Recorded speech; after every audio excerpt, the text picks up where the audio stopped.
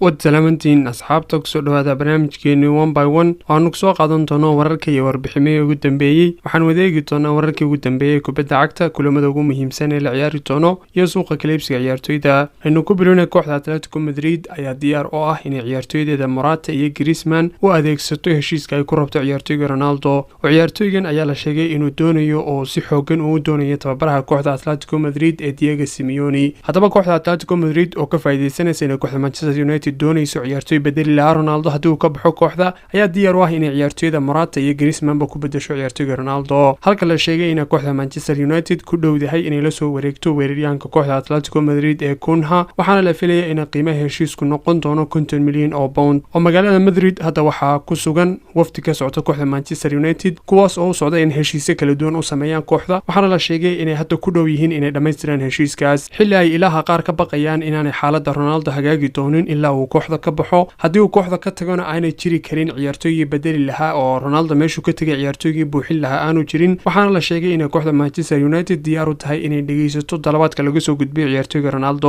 oo kooxda Manchester United ayaa aaminsan inuu dhibka u dhaxeeyo ciyaartoyga kooxda ku hagaagi karayo inuu ka baxo kooxda haddii uu ka baxo kooxdana kooxdu waxay ka baqaysaa inay hel weydo ciyaartoygii buuxin lahaa booska Ronaldo ama soo bandhigi lahaa qayb yar oo kamid ah intuu Ronaldo soo bandhigi jiray ee kooxda dhinaca kale ciyaartoyga Fofana ayaa u sheegay kooxdiisa Leicester inuu rabo ciyaartoygan inuu ka tagayo kooxda Fofana ayaa dareemaya niyad jab kadib markii ay kooxda Leicester City dalbatay inay ciyaartoygan ku fasaxi doonto qiimo aad u sareeya kaas oo adkeynaya inuu ciyaartoygan ka baxo kooxda oo kooxda Leicester City ayaa dalbatay ciyaartoygan ugu yaraan inay ku fasaxi doonto 80 milyan oo pound ama 90 milyan oo euro ciyaartoygan Fofana ayay rabtaa kooxdu inay ka dhigto daafici ugu qaalisanaa taariikhda kubadda cagta kooxda iisanaysa hadaba kooxda Leicester City ayuu ciyaartoygan ka xanaaqsan yahay maadaama ciyaartoygu rabo inuu kooxda ka tago balse ay kooxda ku dhagan tahay ciyaartoygan oo ay qiimihiisa aad u qaadayso kadib markay qiimaha aad u qaadayso waxa yaraanaya kooxaha iibsan lahaa ama kooxaha ciyaartoygan ahmiyadda siinaya sidoo kale ciyaartoyga kooxda Everton ee Gordon ayaa doonaya inuu ku biro kooxda Chelsea kadib xataa markii ay kooxdiisa Everton ka diiday kooxda Chelsea dalabaha 42 milyan oo pound kaas oo ay ku rabeen ciyaartoyga Gordon ayaa niyad u ahay kooxda Chelsea inuu ku biro iyadoo ay jiraan inay kooxdiisa Everton ay diiday dalab ka yimaadey kooxda Chelsea kaas oo ay ku rabtay ciyaartoyga oo 42 milyan ciyaartoyga Bernardo Silva oo ay doonayso kooxda Barcelona ayaa la sheegay inuu ciyaartoygani wali qaadan go'aankii kaba dambaysta ahaa ciyaartoygan iyadoo aanu jirin dalab rasmi ah oo ay ka soo gudbisay kooxda Barcelona ayuu maalin walba sii kordhaya ama uu kor u sii kacaya qiimihiisu xilli ay adag tahay kooxda Manchester City inay hesho bedelkiisa ciyaartoygan Bernardo Silva aan kooxda Barcelona ka soo gudbin dalab rasmi ah ay kooxda Manchester City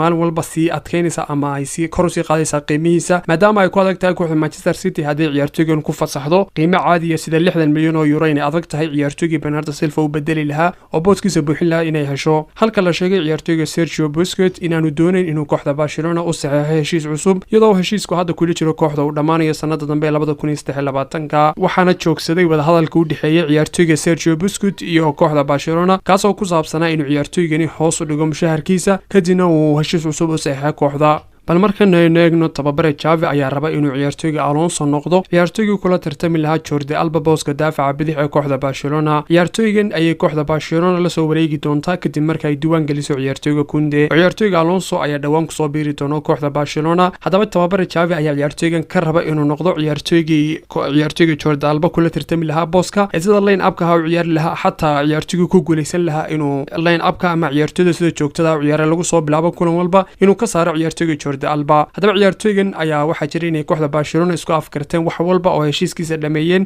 balse kooxda Barcelona wali waxa jira dhib ah inay ciyaartoyda qaar diiwaan gelin sida ciyaartoyga Kunde hadaba kooxda Barcelona markay ciyaartoyga Kunde diiwaan geliso ay la soo wareegi doontaa ciyaartoyga Marcos Alonso isla kooxda Barcelona iyadoo ay diideen ciyaartoyda Aubameyang iyo Frenkie de Jong inay ka baxaan kooxda oo ay kooxda Manchester City dalbanayso 100 milyan oo euro inay ku fasaxdo ciyaartoyga Bernardo Silva ayay arrinkaasi waxa ay ka dhigi doontaa inuu adkaado imaatinka Bernardo Silva kooxda Barcelona oo markii hore kooxda Barcelona waxa ay islahayd ciyaartoyda Frenkie de Jong iyo Aubameyang markaad fasaxdid ama ay iibiso kooxdu inay fududayd oo lacag iyo boos ay ku diiwaan geliso ciyaartoyga in heli lahayd kooxdu balse maadaama ay hadda diideen labada ciyaartoy inay ka baxaan kooxda Barcelona oo dhinaca kalena kooxda Manchester City ay lacag badan oo ku dhawaad 100 milyan ah dalbanayso kooxda Barcelona waxa ku adkaan doonta in ciyaartoyga la soo wareegto Bernardo Silva halka ay kooxda Sevilla wada hadal kula jirto kooxda Bayer waxayna rabtaa inay la soo wareegto daafaca kooxda Bayer ee Licenso oo kooxda Sevilla Sevilla ayaa wadahadal hadda la furtay kooxda Bayer iyagoo raba daafaceeda waxaana la filayaa in labada kooxood is-afgarad gaari doonaan waqtiyada soo socda. Dhinaca kale tababare Ancelotti kadib markii uu gaaray guushii 30aad kulankii ugu dambeeyay ee kooxda Real Madrid waxa uu noqday tababaraha ugu badan ee guulaha gaaray percentage-ka ama boqolleyda marka la eego waxaana kooxda Real Madrid hogaamiyay 177 kulan. Haddaba Ancelotti waxa uu awooday 177 kulan inuu badiyo 130 kulan waxayna noqonaysaa boqolleyda guulihiisu boqolkiiba 73.45 ayuu ku guuleystay ama guulaha uu la gaaray kooxda noqonaysaa. Waxa kaalinta labaad ku jira Jose Mourinho oo kooxda la gaaray boqolkiiba 71.90% halka uu kaalinta saddexaad ku jiro Zidane oo haysta boqolkiiba 65.40% waxa uu noqday Ancelotti tababarihii ugu badnaa taariikhda kooxda Real Madrid ee boqolleyda guulaha haysta.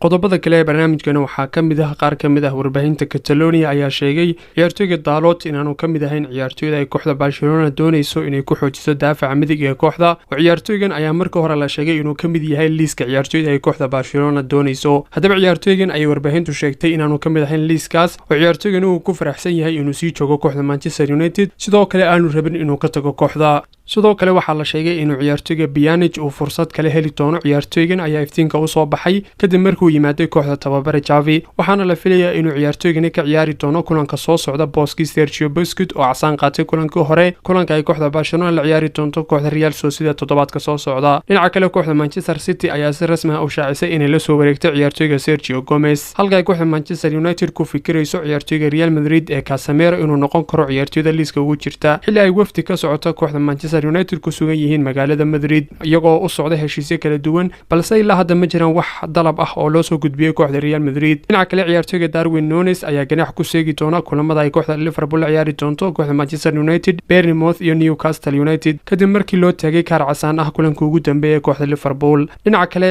garsooraha Mike Oliver ayaa loo doortay inuu noqdo garsooraha dhexdhexaadin doona kulanka El Clasico England ee dhexmari doona kooxaha Liverpool iyo Manchester United. ciyaartoyga Juan Foyth ee kooxda Villarreal oo la xiriirinayo kooxda Barcelona ayaa la sheegay inaanay kooxdiisa Villarreal wada hadal ka furi doonin ciyaartoygan haddii ay kooxi ka soo gudbiso qiimo ka yar ama dalab ka yar 30 milyan oo euro oo kooxdan ayaa rabta inay wada hadal la furto kooxihii raba ciyaartoygan inay ka soo gudbiyaan dalab ka badan ama 30 milyan oo euro. haddii aad ka heshay fadlan like saan muuqaalka subscribe na dheh channelka si aad ula socotid